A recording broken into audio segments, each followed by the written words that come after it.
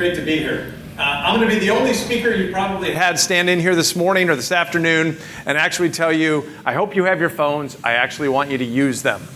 I want to create a conversation. I want to get people to pay attention.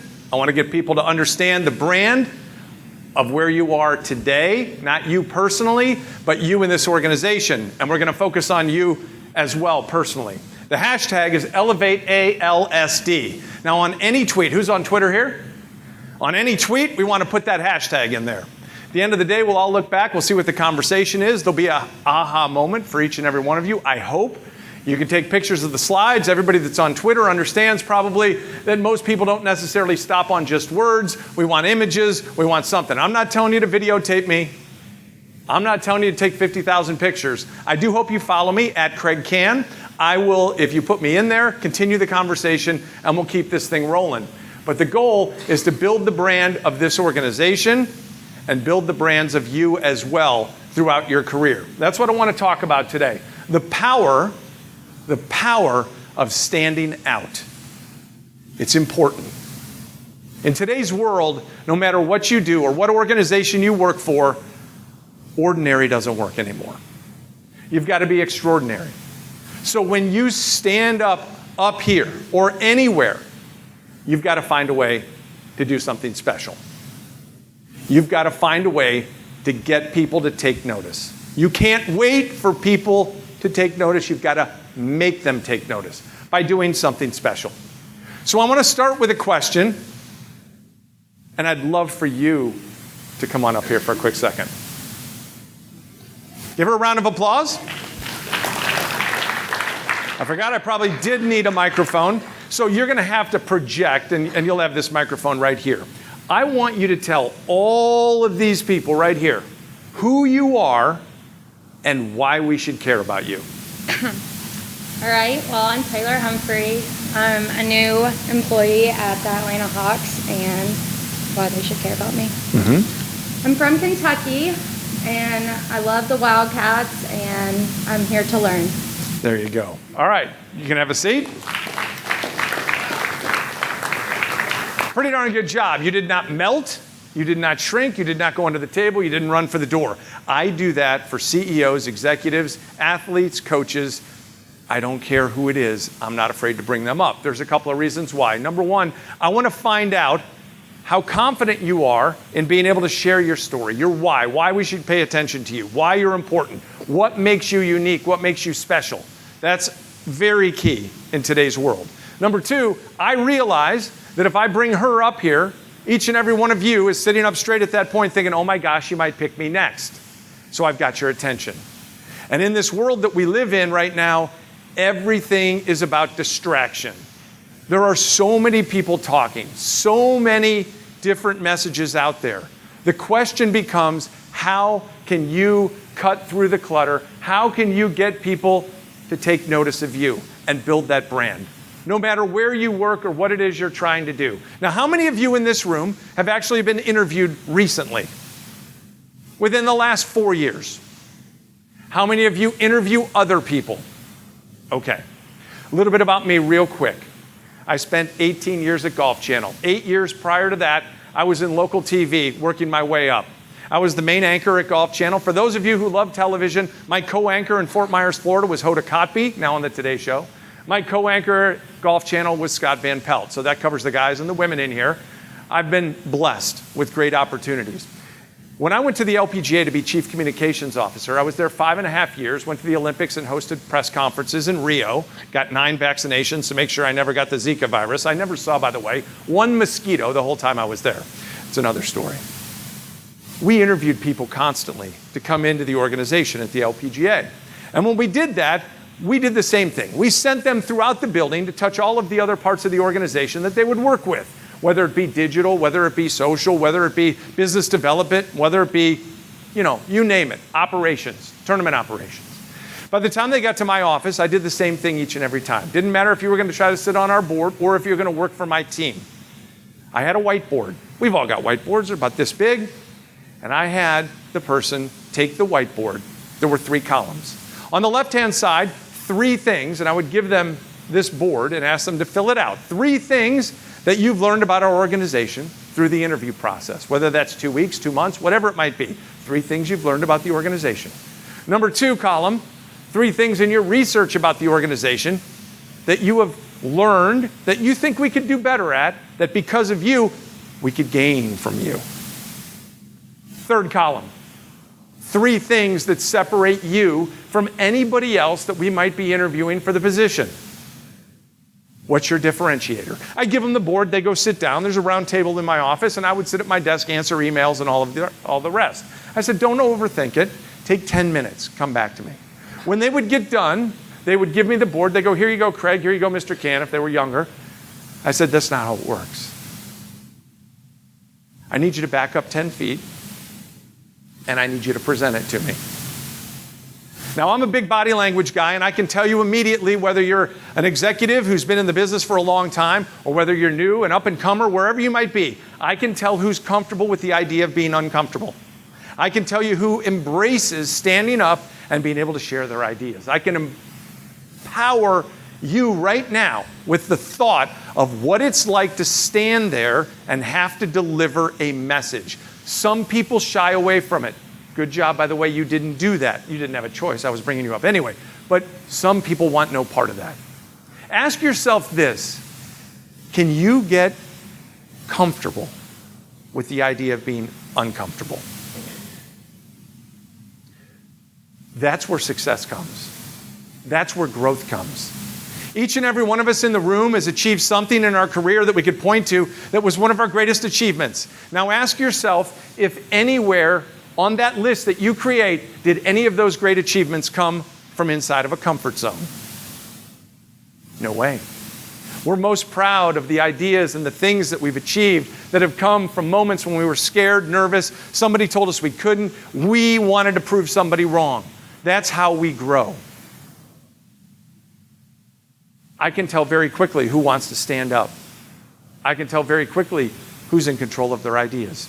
Each and every one of you in this room, everybody here has an inner genius. Yours is different than hers, which is different than hers. We all have a skill set. We all have ideas of how we think things should be done. Many can write them on paper. Many can create a blog. The question becomes, can you present those ideas? Can you get people to act? Communication is the link between ideas and action.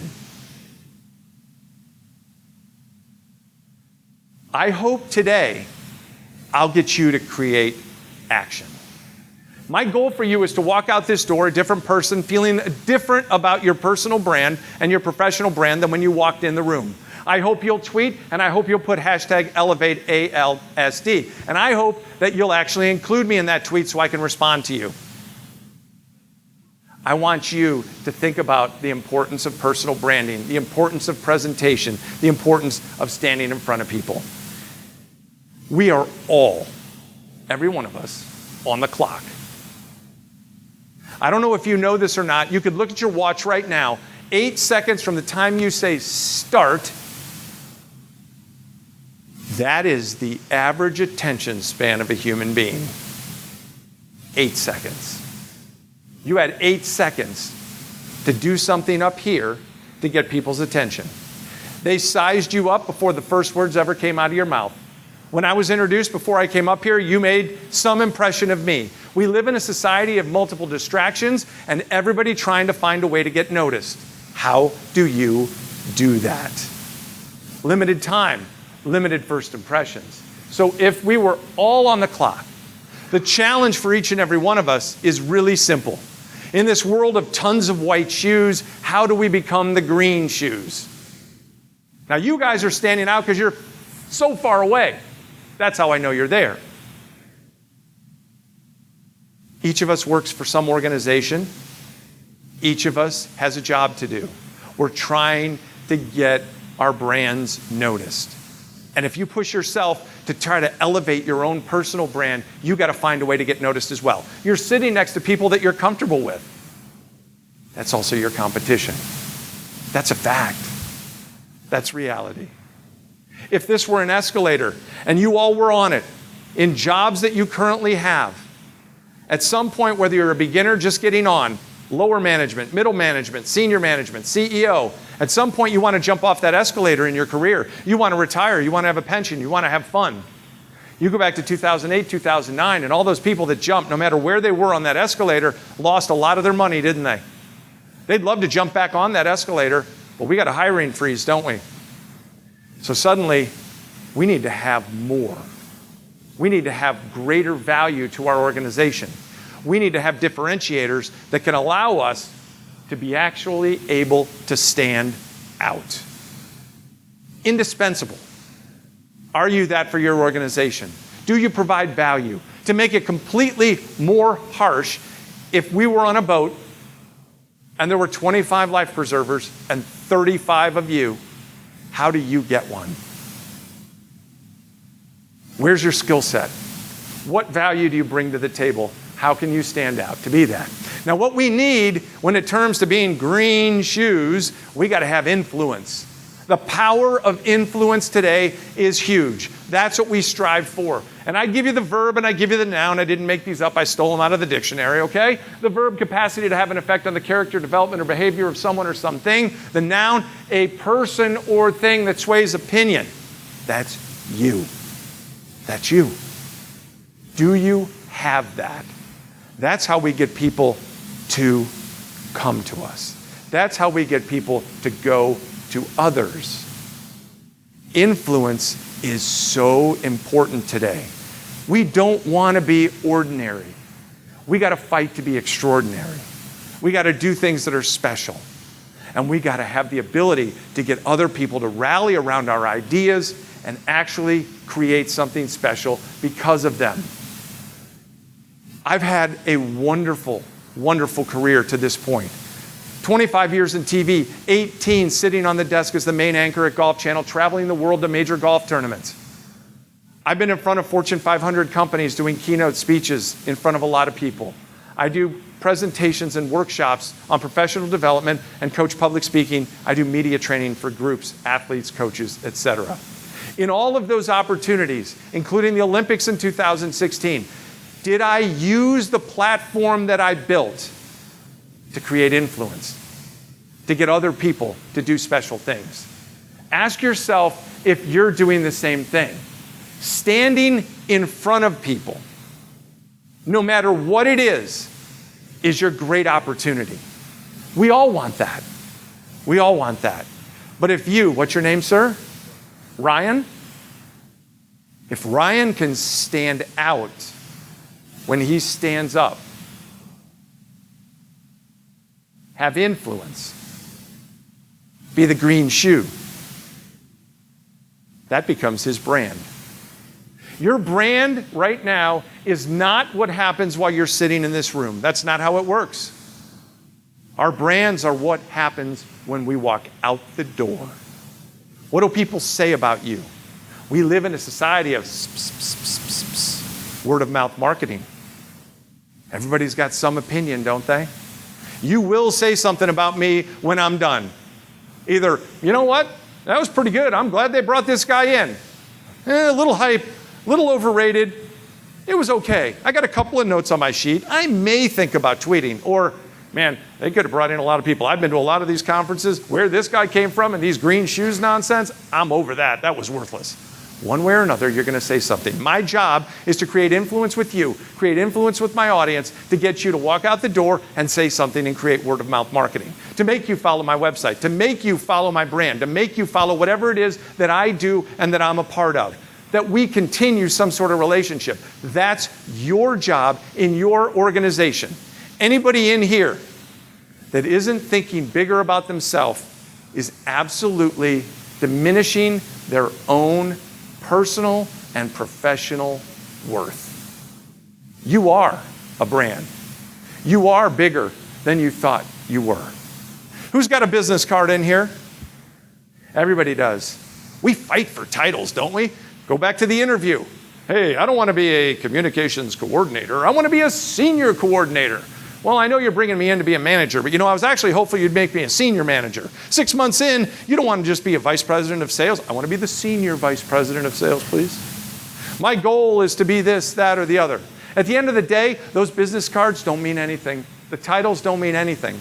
And I would also say that whoever you're working for would actually want you to think bigger anyway. They don't want you to attend conferences like this and just be a person taking notes. What they'd really like is for you to be sitting up here on a panel representing that organization and being an industry thought leader, an industry influencer.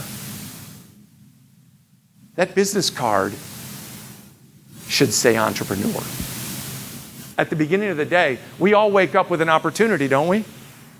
We all have that chance to make a difference, to make something happen, to do something special.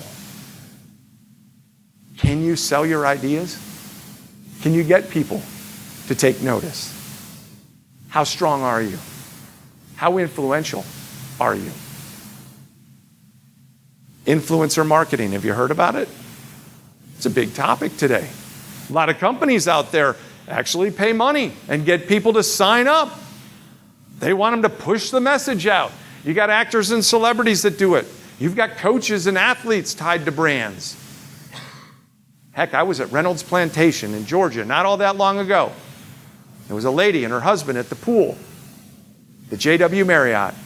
I asked her what she did. She said, I'm a blogger, a travel blogger. I said, oh, that's cool. I looked her up. She had 350,000 followers in that blog. You tell me she doesn't have influence?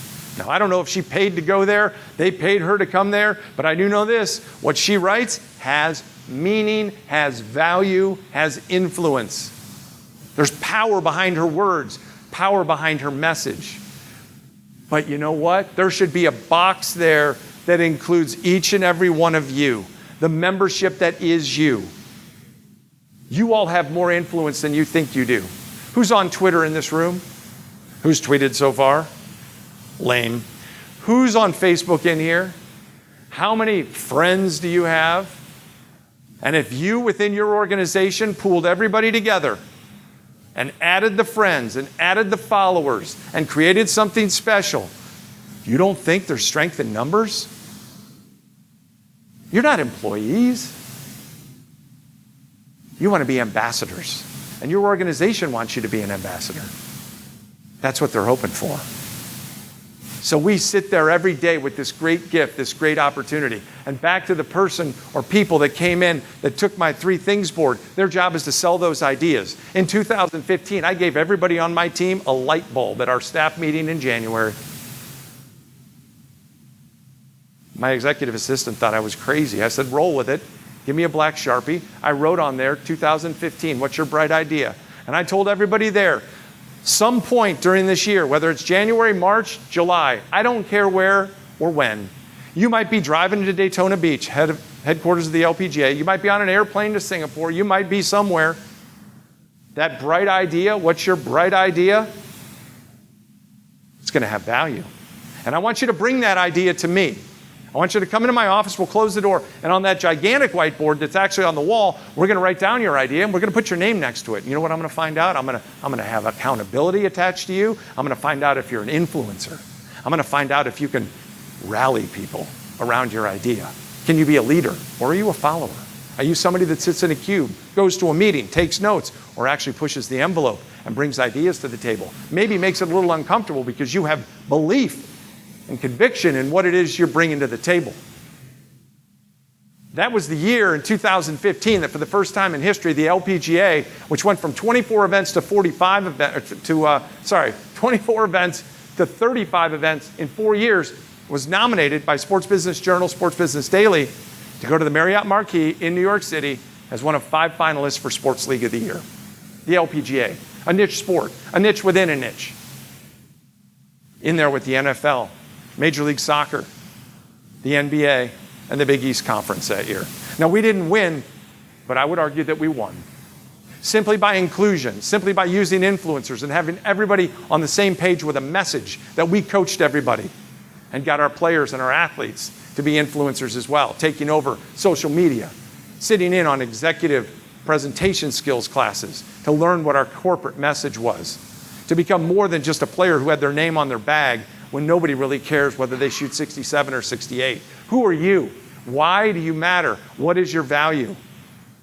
I would tell those players, I've got 3 kids. I bring them to the golf course. Why are we going to follow you? I got 154 other choices. Ask yourself the same question. What do I bring to the table? How am I a brand influencer? What can I do?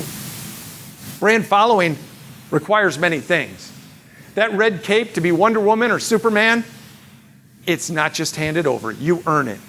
And brand following requires that you learn to have presence, that you learn to be able to have a clear message. My job here today is to make you remember what you're supposed to remember. That's your job every day. No matter what you do, what organization you work for, what's your message? Is it transferable? Is it shareable? Is it memorable? Is it clear? Now, when I give a talk, I want it simple enough for a fifth grader to understand. And I want to try to deliver it like the most dynamic professor that you could imagine. But it's got to be simple. Presence is big. Delivery, your effective delivery. I coach presentation skills and public speaking. I don't want people to be the best public speaker out there. I want them to be their best public speaker. I want them to be their best presenter, because you can't speak like him, he can't speak like me, vice versa, all the way down the line. What makes you special? What makes you unique? Connection and believability. If I don't connect with you, you're not buying into me. You're not going to believe my story. How do you connect with people? That's the most important thing we do every day. Relationships. How many of us are in sales? Every day we're selling something. Are you selling you?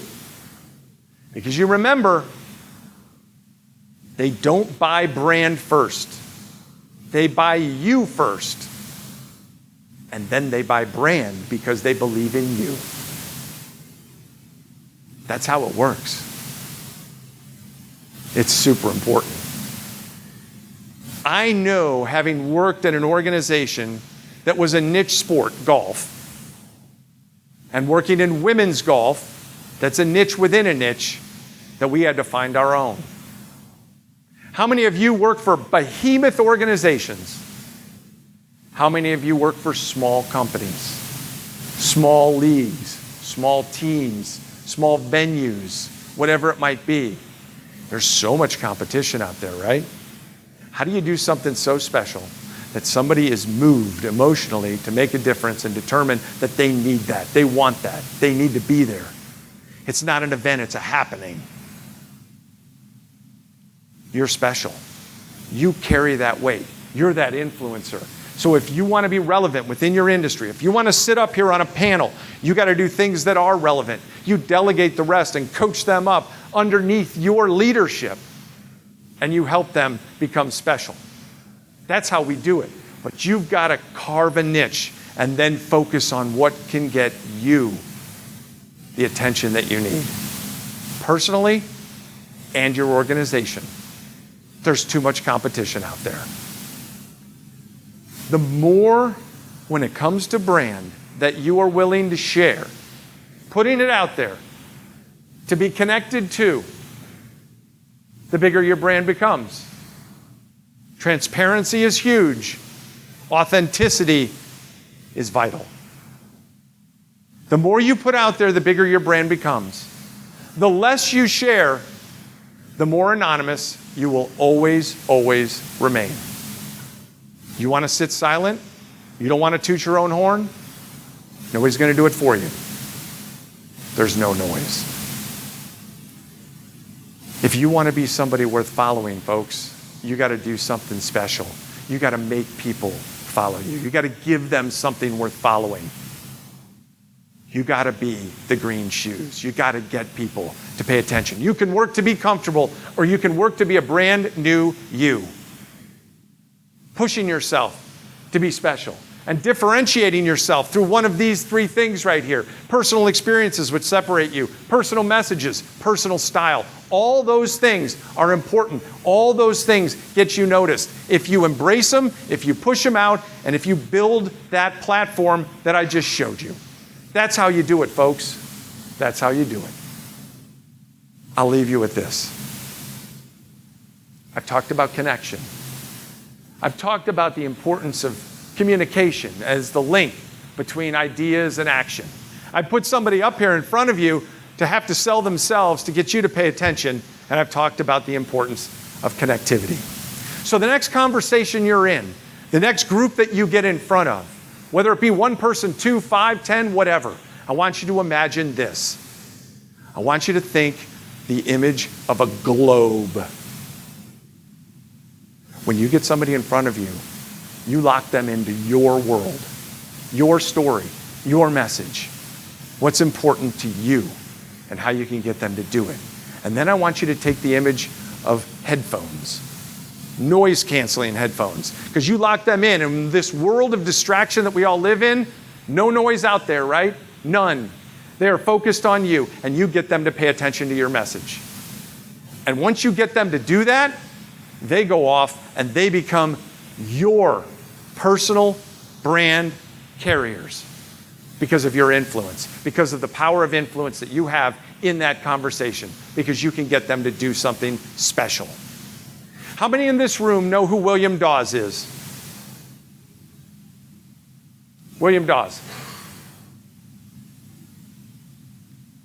Seriously? Okay. How many of you in this room know who Paul Revere is? Raise your hand. Well, just for the record, they each did the same thing on the same night. One took the northern route and one took the southern route. So why do you all only know who Paul Revere is? I'll tell you exactly why. Because in today's world that we live in, Paul Revere, he had season tickets to the Boston Red Sox, and he sat around a bunch of people at every game, and they knew who he was. His family had a YMCA membership. His wife was a storyteller and a library reader to all the little kids. Their kids played travel volleyball and travel softball. Everybody knew who they were. They were connected. He swam laps every day at the YMCA. And then he had coffee afterwards at Einstein Bagels. William Dawes didn't have any connections. He swam laps at the YMCA and he bumped into people, they didn't even know who he was. And so on that fateful night with no connections whatsoever, one guy had influence and got people to talk. And when he said the British are coming, people took action. They knew Paul Revere. And the others that were there saw another guy riding around on a horse. I don't know, who's that crazy guy? Close their door and walk back inside. So how does it apply to you? Your job, your need is to create Paul Revere for your organization and for yourselves. That's your challenge. Be the green shoes. Influence people at every opportunity by doing something over what's expected. Extraordinary, not ordinary. You can do that. You can empower other people. A brand new you starts now. And when you walk out of this room, your goal is to change the course of action and get people to follow your lead. I hope that you have a wonderful rest of the time here. But I hope I changed your mind. And I hope you think bigger about who you are and the value you bring to the table. My name's Kraig Kann, at Kraig Kann on Twitter, kannadvisory.com. I hope you'll follow me, and I will follow you back. Thank you very much for a fantastic opportunity.